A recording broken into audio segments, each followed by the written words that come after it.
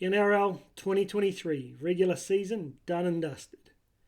Next up, it's New Zealand Warriors up against Panthers in the first qualifying semi. Let's take a look how this might play out.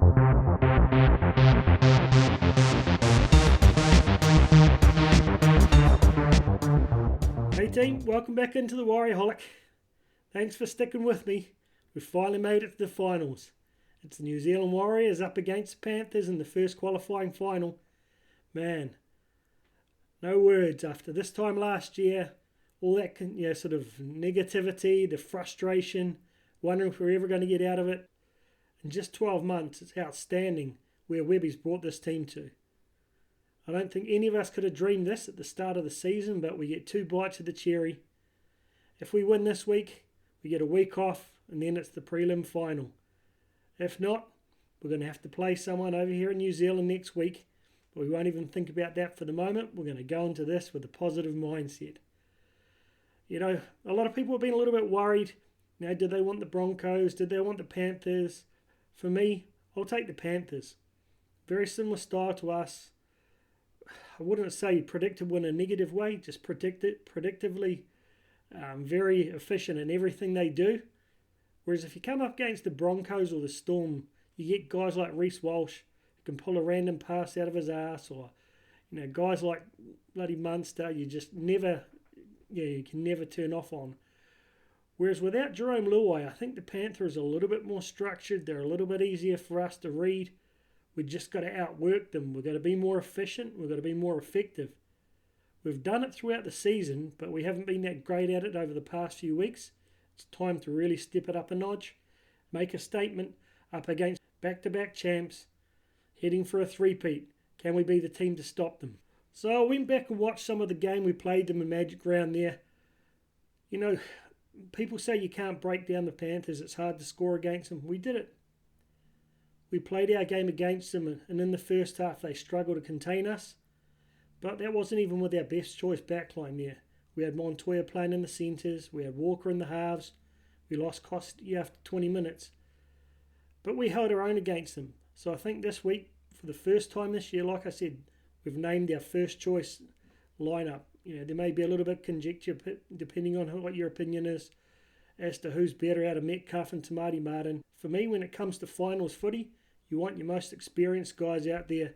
You want those halves who can unlock the people around them, not just deliver the X factor. Don't get me wrong, I probably would have had Metcalf in there on the bench or something if we'd had him, but unfortunately he's not available. I think Tamati Martin's had 2 games under his belt now. He'll be ready for it. So, let's take a bit of a look how the teams have stacked up over the years. What do we play there? 46 games, 29 wins to them, 16 for us. They haven't got the biggest winning rate compared to some of other clubs, but it's certainly a dominant one. They won earlier this season. How did we end up finishing up? They went 18 for 6. We went 16 and 8. They finished first. We finished 4th. For and against, man, what an absolute outfit this bloody Panthers side is. 601 for, 300 against, plus 301. That's outstanding. For us, 562 for, 414 against for a plus 448. That's a massive turnaround for where we've been over the past few years, but tough task up against us. Their average is plus 13 at 26 for and 13 against. Ours is plus 6, 24 against and 18 against. And it's probably a reflection on how both teams have gone and how a lot of people think this is going to play out, but who knows? We might be able to surprise them. Looking at the past 5 weeks, we both had the 4 wins and the 1 loss. On both occasions, it's when we rested most of our top players. So, on an average, they were 152 for, 72 against for a plus 76. We're only 115 for and 102 against for just the plus 13.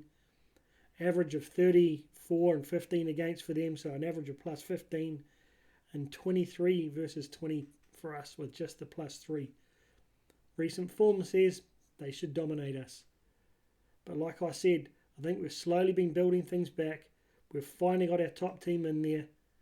We've got things like Tamati Martin coming in, opens up our left-hand side, which we saw on the weekend against the Dolphins. So I think it's going to be a little bit of a different game. So let's not worry too much about recent form when it comes down to deciding who's going to win this one. Looking at the completion rates here, this surprised me. They're 82, we're 78. I thought we might have been a bit behind them there. So it's not a huge amount there, but it is 1 or 2 sets a game.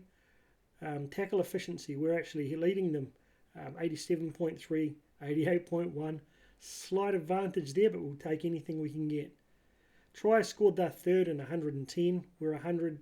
We're an 8th. A little bit behind there. Line breaks, they got 129 and 6th. We got 134 and 5th. Slightly ahead on that one. Tackle breaks, they got 1,042 in 2nd. We got 791 in 9th. Missed tackles, 190 for them. They're in 12th. We've only got 173 in 13th, so we're slightly better than them. So, like we've seen over most recent weeks, I've mentioned this, going up against some of these lower teams, there's often not much in it when it comes to the stats. You can't read too much into it. And I think this game's going to be a reflection. It really comes down to who turns up on the day. If we play to our absolute best, they're slightly off, we've got every chance of winning it. If we're not switched on, we have those, 13, 14 errors, they'll punish us and we could get done. I have every faith that Webby's got these boys set for this. Our top players have been sitting there working on this for 2 weeks now. They've been coming up with a couple of new plays there to deal with the rushing defence. Coming up with ways to put pressure on Cleary, particularly now without Jerome Luai in there. There will be a lot of extra pressure on Cleary. He loves to step up. He thrives on it, just like our man SJ. So, who knows? But for me, it's just too difficult to call. If you had to put a genuine percentage on it, maybe it's 70-30. I'd like to think it's a 50-50 chance, and that who turns up for the Warriors, if we can play to our potential, then they're going to have to play well to beat us. So, from that aspect, I think it's in our own hands. So, let's take a look at the matchups here. There's going to be some pretty interesting ones amongst it. First up with the fullbacks, we've got my man Chance Nickel-Clogstead up against the guy I think plays the most similar game in the competition, and Dylan Edwards. 20 games for CNK, 23 for Edwards. Average 182 running metres versus 206.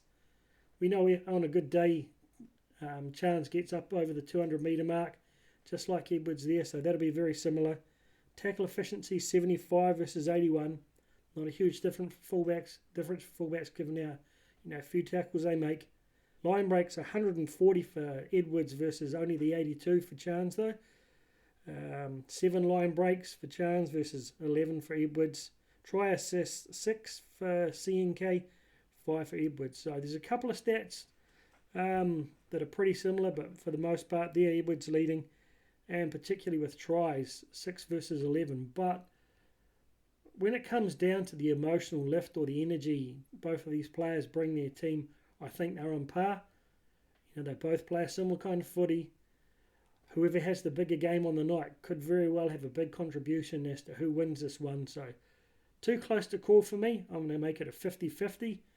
I'm sure plenty of Panthers fans would disagree, but I think my man Chance can match him on the day. Let's see if he does. Next up, we've got Dallin up against Turuva.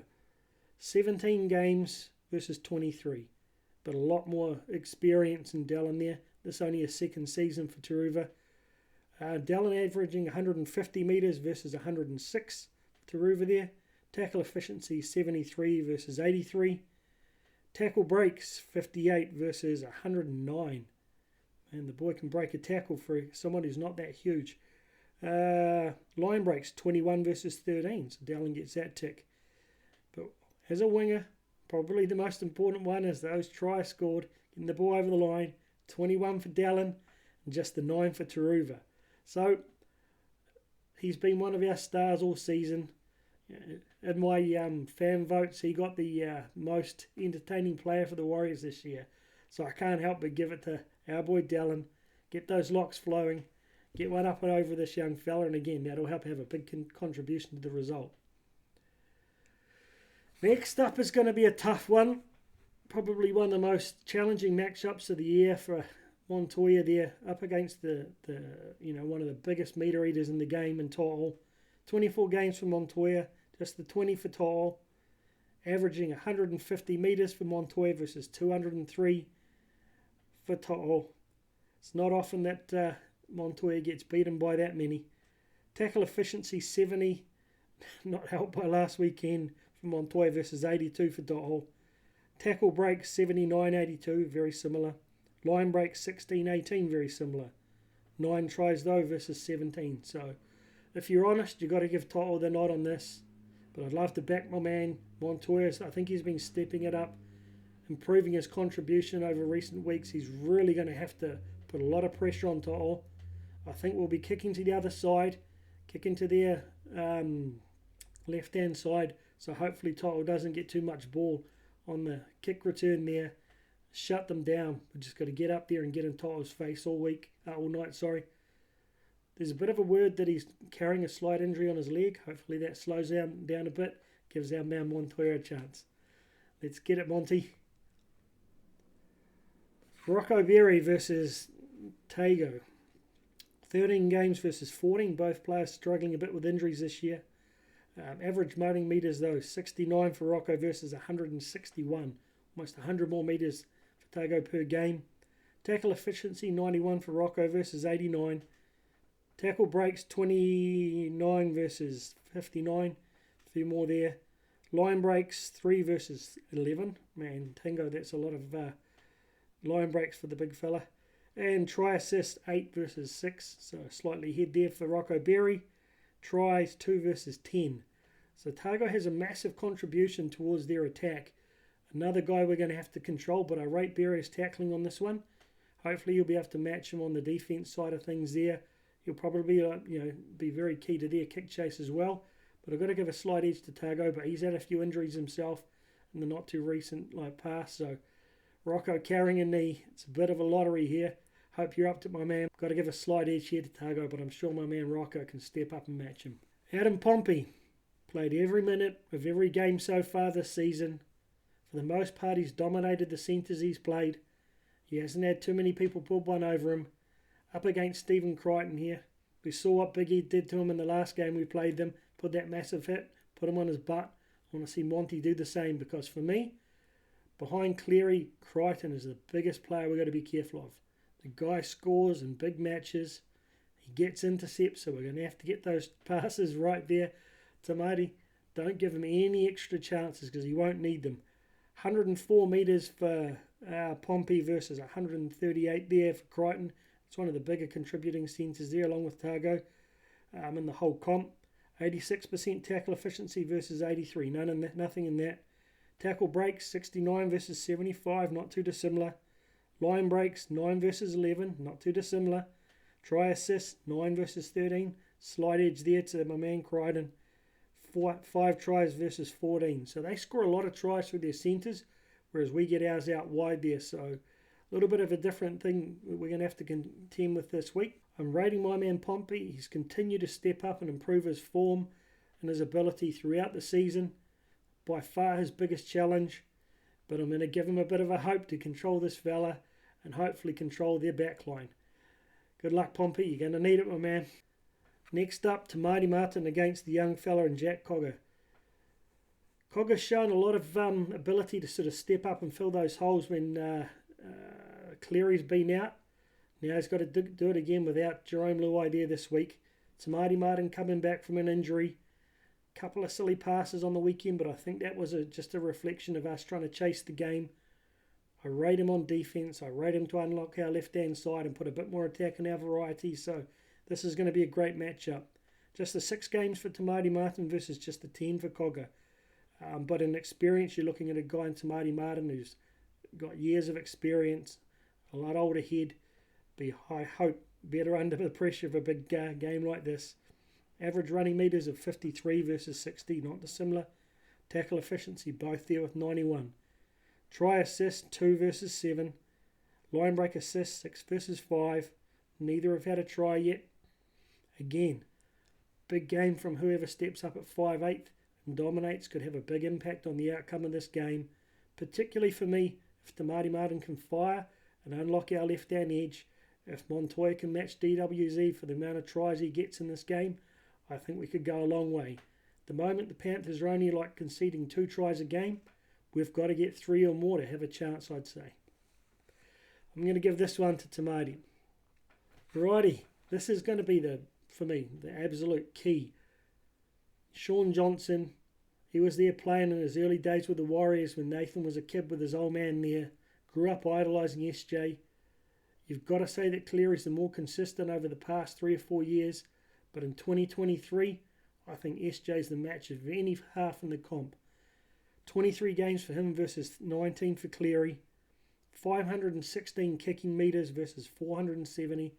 You know traditionally that Luai does quite a bit of the kicking, but I think they're going to have to rely a lot on Cleary this week. We know he's got that towering floating bomb. We know he's got a great short kicking game, but SJ's got more forced dropouts than anyone else in the comp. He's got the most kicking distance. I think he can match him. Tackle efficiency, 80.6 versus 88. Not too dissimilar there. We've seen how aggressive SJ's got in his defence, but Nathan will tackle like a 13. He's a hard bugger. Try assist 27 for SJ versus 17. Line break assist 24 versus 15. Tries 8 versus 5. I think overall the balance of the stats, the ability to unlock people around him, SJ's got the ability to win this contest, and I genuinely believe this is going to be his Dalium year, and he's going to prove to the world that he is a first class, second to none 7, and he's going to start by doing it on Saturday night there, so I expect him to slightly win this battle. Adam Fanua-Blake up against Moses Leota. It's going to be the two of those guys, James Fisher-Harris and my man Barnett in the middle there. This is going to be a huge decider on how this whole game goes. Whoever wins that middle is going to win this game. With our man AFB leading the way, 23 games versus 23 for Leota. Average running of 177, but he's been over 200 metres every week for the past 4 or 5 weeks that he's played AFB versus only 115 for Leota. Average post-contact of 66 metres for AFB, only the 40 for Leota. Tackle efficiency, 97.6 versus 91. Tackle break, 69 versus 28. 8 tries versus 2. AFB to dominate this. I think it's probably going to be more of a case of him going up against James Fisher-Harris, but out of these two, you can't question. AFB's going to take it. He's going to bring it. He's going to put our whole team on his back and carry us forward. Look for a 250 metre plus game from big AFB.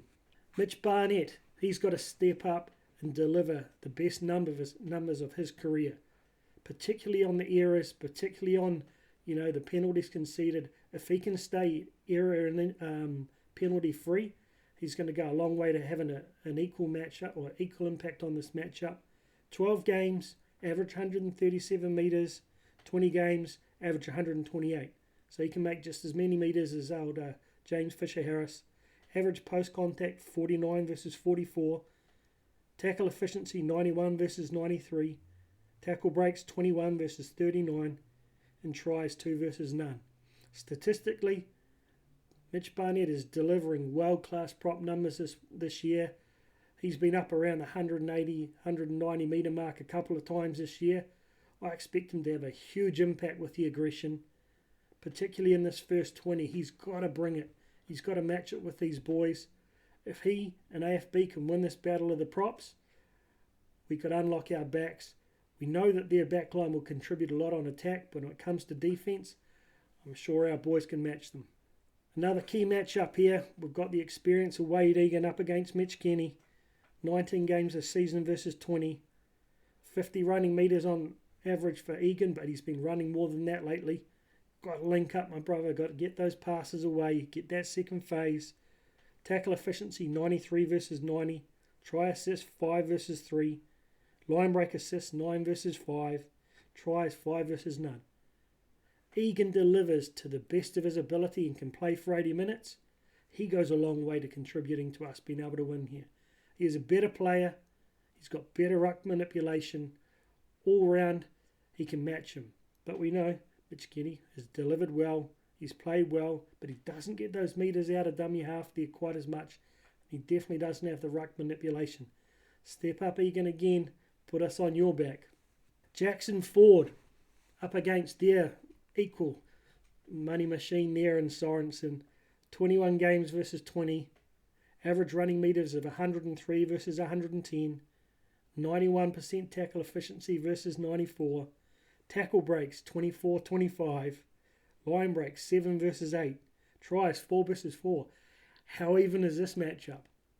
We've got two players capable of playing 80 minutes of absolute breakneck speed footy. This is going to be a statement for Jackson. Can he do it up against the best team in the comp with the most pressure he's ever played under? No errors. Limit those bloody penalties in 6 again, particularly giving them piggybacks out. Do that, and I think Jackson can have a huge impact on this game. Expect his running game to be a big part of this as well. Got to get him going through those bloody line breaks out around halfway to get that momentum. Come on, Jackson, brother. You've had a week off. That body's fresh. Let's take it. But I'm calling this one a 50-50. Oh, and yet another massive matchup. Marata Niakore up against Liam Martin. Two international players. Two absolute hard-nosed machines. 19 games versus 15. Martin struggled with various injuries this year, including hammies. A little bit of a question mark there. Average running metres 101 versus 100. Tackle efficiency 93 versus 91. Line breaks 6 versus 6. Tackle breaks 29 versus 48. That's one thing we've got to be careful of with Martin. He can get a tackle break and he can get an offload. Tries 3 versus 5. We know he'll be hitting holes on those reverse angles right on our line. We've got to step up and cover that. He's a big hard body to stop, but I reckon Marata can get him with that aggression. Put it back on him, Marata. Get him on that back foot. Control that aggression right on the line, but never over. Oh, hard to call. My heart's saying 50-50, but Liam Martin's probably one of their biggest impact players, so I may give him the slight edge. Playing in the middle, centre to both teams, performance. We've got our hard man, Tohu Harris, our heart, our soul, our captain, up against Isaiah Yeo. 20 games versus 21, an average of 136 metres versus 155. But we've seen Tohu deliver well up over that over the past few weeks. Tackle efficiency 94 versus 97. Tackle breaks 23 versus 46. That's a big point of difference. Yeo knows how to break a tackle. Try assists 4 for Tohu, for 3 for Yeo. 3 tries versus 4. Again, both of these guys play a vital part in both teams. Both get their hands on the ball a lot. Yeo a bit more of a runner, a bit more of a distributor when it comes to getting offloads away, whereas we know that Tohu's just going to be the guy to grind it out and grind it out. I pray that his injuries are okay, because if Tohu can play big minutes at his full potential, I think he more than matches Yeo. Two of the top probably 3 or 4 middles in the game for me, these two boys. So 50-50. Again, whoever has the biggest game on the night goes a long way to controlling that whole middle. I trust in my captain. I trust in his mana. Go get him, Tohu. Go get him. Just 3 more games. And then we get to the benches. Well, I called it. Whether this is actually the bench that comes out, I don't know. But for me, this is as good as it gets. If our boys are on form and play to their best, I think we have enough impact to match these guys when it comes to the bench play. We've got Dylan Walker, Jazz Tavanga, Josh Curran, Bailey Sirinen. We've got pretty much every position in the forwards and in the backs other than wing and centre covered, wing and fullback covered between these guys. I think we've got high energy, we've got aggression, we've got fitness, we've got speed. Outstanding bench for me. Only question mark is it's a little bit small. Coming up against the bench, it's got 2 props on it. Tyrone Peachy, we've got very similar to Dylan Walker. High energy, can play in the middle, can play hooker, can play in the centres. Very annoying player when he's in the opposition, but I believe Dylan can match him. We've got Lindsay Smith, a prop there. Played 20 games so far this season, a solid player, but I don't think he brings the same energy that Jazz does. He lifts our team when he gets on there. We've got to see that partnership between Walker and Jazz, like we saw early on in the season before Jazz got injured. If Jazz can do that, I think he can more than match him. Josh Curran up against Spencer Leniu. Leniu probably one of the best bench props in the competition. Played 18 games this season. Josh Curran coming off the back of a couple of starts. He's played 20 games. He was my man of the match up against the Dolphins in the weekend. I think he more than match him for his energy and his impact, but different positions. We're going to have to rely on our guys like Adam, Mitch and Tohu to play huge minutes, but still be able to match the intensity when Spencer Leniu comes on. And then you've got Zach Hoskins, really big, rangy second rower. He has a large impact. He can come on and play in the middle as well. Up against Bailey Sirenen, he's our hooker cover. He's also been playing really well in the middle recently. Significantly increased the amount of tackles, the amount of run meters he's been getting. Capable of playing on the edge. Capable of playing 5'8". Capable of being playing in the centres if he has to. But I think for me, any of the injuries to the back, that's Curran this week. He's just going to be there to cover the forwards. We've got to get him to step up the aggression and match the energy, because Hoskins is a high energy player and he's a big boy. This is a really tough one to call. If I'm unbiased, maybe they slightly get it because they are the reigning premiers. They have won more games, but I think we can match them. I pray Jazz comes through this week unhindered. I pray his fitness is up there, because his energy and aggression, I think he can match Leniu. That's something we really, really need when we see them rotate their bench off. We've got to maintain that momentum. I think AFB will play more minutes than James Fisher-Harris, so that gives us a chance to control that middle. Because if we control that middle, it controls the ball that Cleary is getting. And as good as he is, no halfback can dominate a game on the back foot. He's got a great kicking game from deep, but it's very, very difficult for him to create if he's playing from his own half.